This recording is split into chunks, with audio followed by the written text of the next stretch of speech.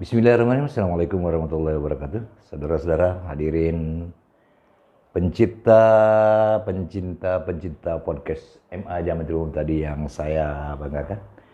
Alhamdulillah hari ini kita bisa ketemu dengan pengawas muda kreatif dan inovatif, yaitu Bapak Repik Krisnandar. Beliau adalah pengawas selatan di bagian Malingping, Cigemblong, Wonosalam dan sekitarnya ya Pak ya. Malingping dan Wonosalam. Malingping dan Wonosalam. Tingkat MTS. Tingkat MTS dan MA. NA. Luar biasa. Bapak-bapak hadirin semua, kita akan ngobrol-ngobrol ya sekedar memperluas wawasan saja. Konon kabarnya bahwa yang saya rasakan bahwa tingkat madrasah aliyah ini Pak Pengawas wabil khusus. Jadi tingkat pengawal, tingkat minat terhadap madrasah aliyah bagi siswa yang mau masuk ke madrasah aliyah, minatnya tahun ini sangat menurun. Ini berdasarkan survei yang ada di KKM, ada teman-teman yang hanya mendapatkan 3, 2 atau 1. Saya cukup prihatin, khawatir nanti kedepannya ini tidak ada lagi nih yang khotib, tidak ada lagi yang jadi baca talqin, tidak lagi sulit mencari imam gitu. Ini kalau sampai punah madrasah aliyah ini sangat mengkhawatirkan bagi kita, apalagi di era zaman sekarang. Mungkin Mbak Pengawas bisa memberikan gambaran kenapa ini penyebab utamanya, kira-kira penyebabnya. Monggo Pak. Iya, terima kasih. Assalamualaikum warahmatullahi wabarakatuh. Waalaikumsalam warahmatullahi wabarakatuh. Memang kondisi real di lapangan seperti itu terjadi. Paling tidak kita juga harus bisa melakukan beberapa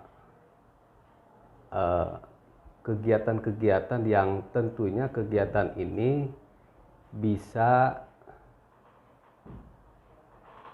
membaca atau bisa menilai diri sendiri. Contohnya begini.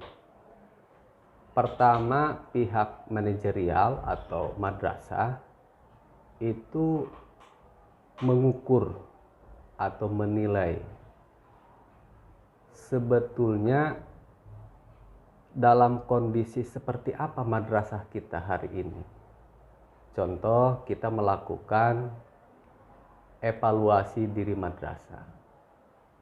Nah, ketika madrasah kita dievaluasi, maka nanti kita akan tahu kekuatan madrasah kita apa, kelemahan madrasah kita apa, peluang madrasah kita apa, dan ancaman madrasah kita seperti apa. Nah, makanya kita harus melakukan analisis SWOT ya, biar kita tahu diri madrasah kita masing-masing. Ketika kita tahu apa kekuatan kita, apa kelemahan kita, maka ini akan dengan mudah meregrouping apa yang seharusnya kita gali gitu. Apa yang harus kita kembangkan, apa yang harus kita rubah, ya, apa yang harus kita pertahankan. Jadi jangan dulu kita memiliki asumsi bahwa madrasah ini tidak dipilih atau madrasah ini seolah-olah dikotomi gitu oleh aturan atau regulasi yang ada. Karena kalau misalkan kita tahu bahwa madrasah kita ini lemahnya di mana, kekurangannya di mana, insya Allah ini akan dengan mudah. Karena begini, pertama saya pikir masyarakat ini memilih untuk memasukkan putra-putrinya ke madrasah atau sekolah. Yang paling penting masyarakat ini menaruh kepercayaan dulu, gitu kan. biasanya masyarakat ini dia tidak memperdulikan biaya pendidikan ini mau besar, mau kecil. Kalau sudah menaruh tingkat kepercayaan yang tinggi, maka madrasah ini akan menjadi sebuah pilihan. Jadi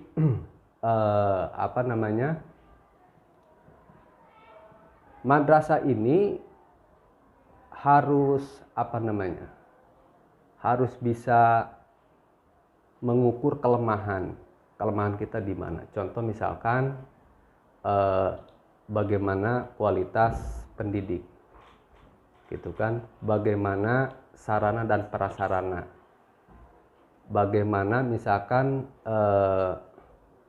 brand atau produk yang kita jual ke masyarakat. Nah, produk juga tentunya harus menyesuaikan dengan sentimen pasar. Kalau misalkan masyarakat ini yang dibutuhkan tadi figur-figur contoh imam di musola, di masjid, kemudian menjadi khotib gitu kan. Kalau memang masyarakat ini membutuhkan itu, maka kita harus menyiapkan salah satu rencana yang bagus untuk menjawab keinginan masyarakat.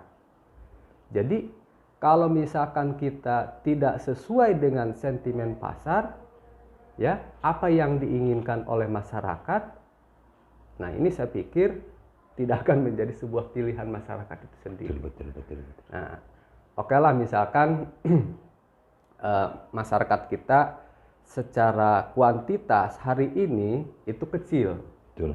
Nah, coba sekarang kita bermain di kualitas dulu.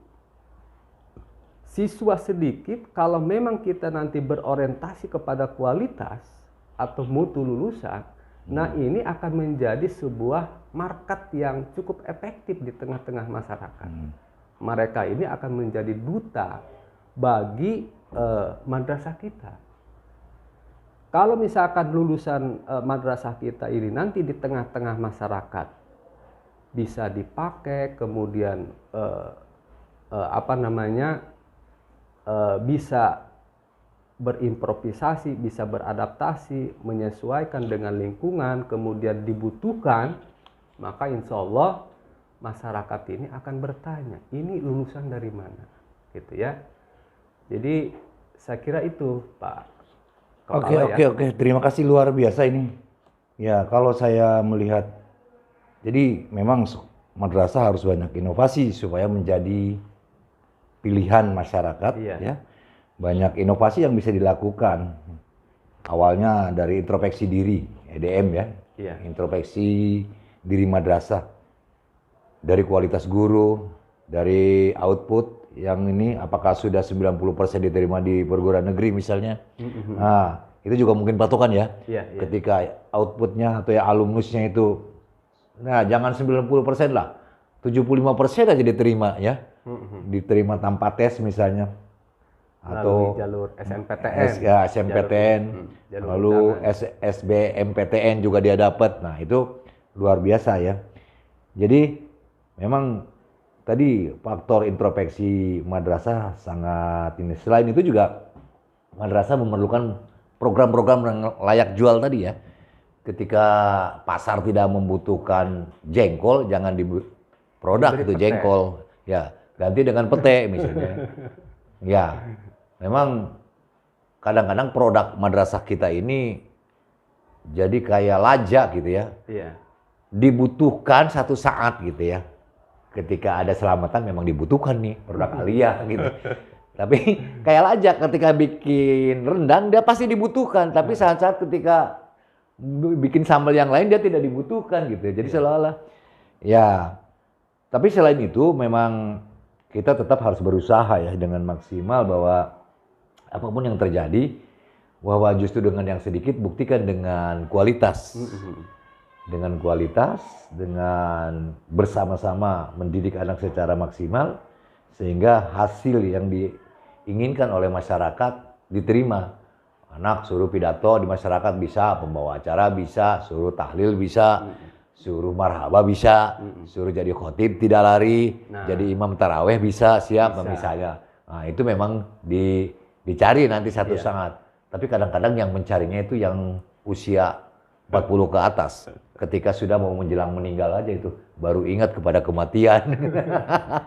Sekarang masih kadang-kadang orang orientasinya ekonomi ya. Nah, itu ya. Jadi money oriented kebanyakan. Tapi karena di Aliyah juga banyak belajar tentang ekonomi dan sebagainya, jadi harus dimaksimalkan. Apalagi di kurikulum Merdeka ini, Pak Pengawas, kita tadi sempat berbincang-bincang juga dengan Kepala KKM Mandua Lebak tentang kurikulum Merdeka yang mereka sudah menjalankan. Konon kabarnya di Banten ini baru 5 madrasah ya, untuk tingkat aliyah yang baru menjalankan kurikulum Merdeka. Kalau tingkat SMA kan hampir rata-rata ya, hampir 90%.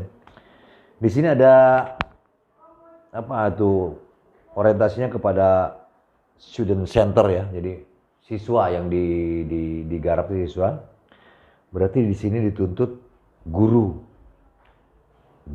yang punya kualitas, kreatif, dan kemauan berbagi ilmu.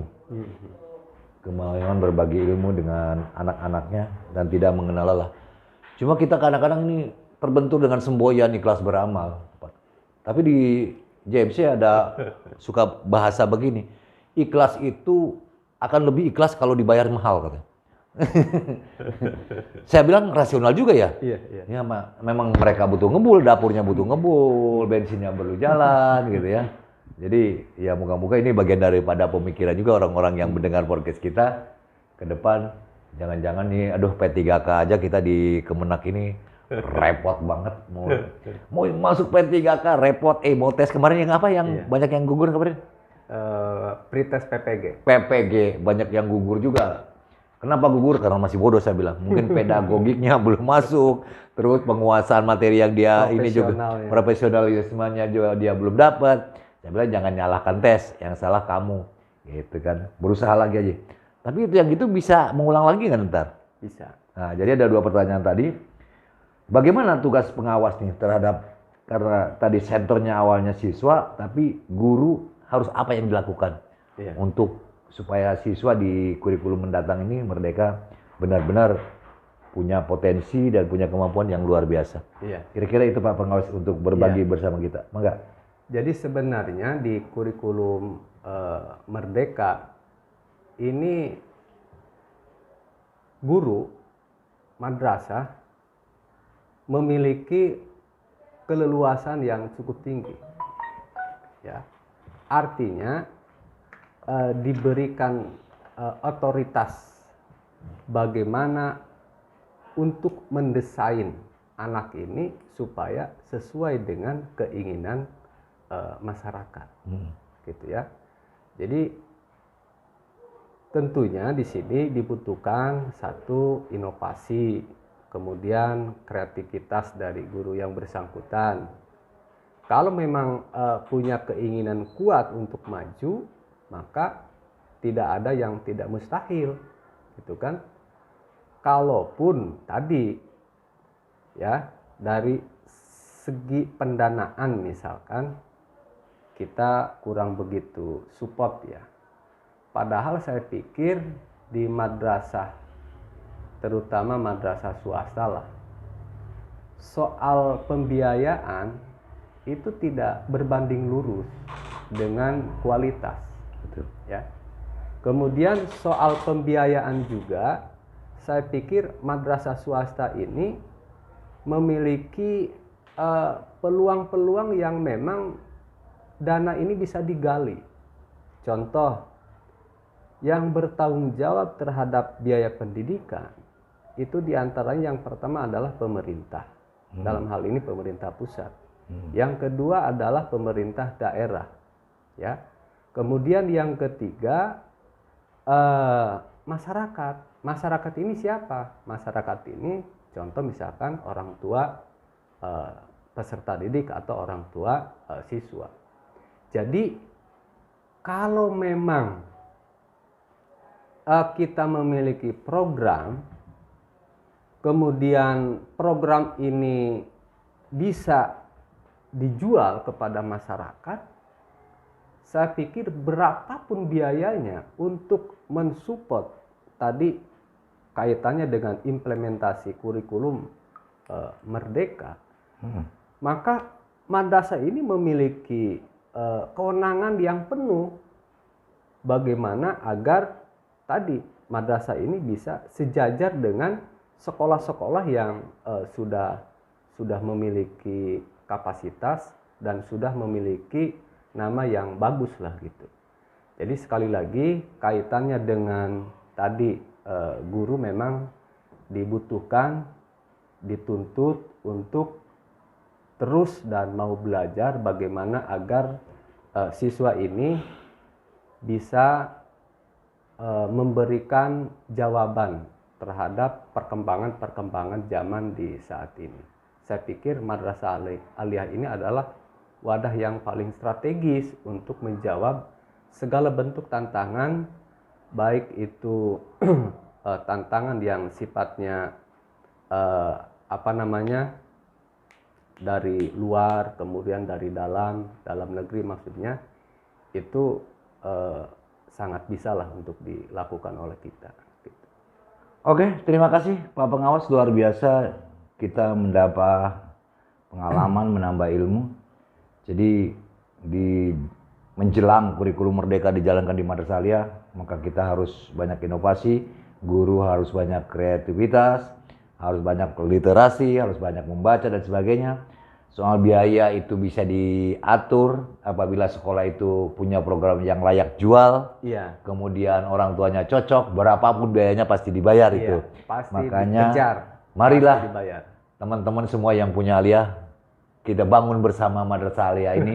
Jangan menjadi nomor 2 atau 3, tapi merupakan pilihan yang pertama. Terima kasih Pak Pengawas atas kunjungannya. Siap, Semoga kita sama-sama. bisa berbicara lagi Amin. ke depan demi kemajuan Madrasah Aliyah. Salam buat kurikulum Merdeka. Semoga kita maju semua. Amin. Amin. Sekian, terima kasih. Wassalamualaikum warahmatullahi wabarakatuh. Waalaikumsalam warahmatullahi wabarakatuh.